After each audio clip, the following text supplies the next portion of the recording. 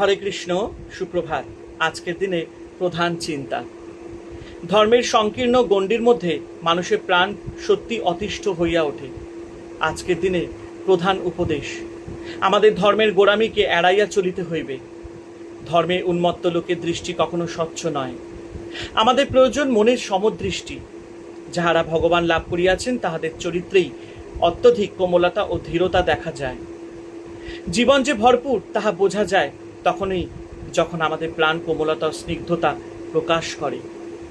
যতক্ষণ মানুষ বাহিরে দুয়ার বন্ধ না করিয়া অন্তরে নিজের আত্মার সঙ্গে মিলিত না হইবে ততক্ষণ সে অন্যকে কিছুই দিতে পারিবে না। আজকের দিনে প্রার্থনা, হে অন্তর্যামী, আমাকে সংশয় ও হিংসা বুদ্ধির দহন হইতে মুক্ত করো। আমি যেন কখনো হৃদয়ের দুয়ারকে তোমার দিকে বন্ধ না করিয়া রাখি।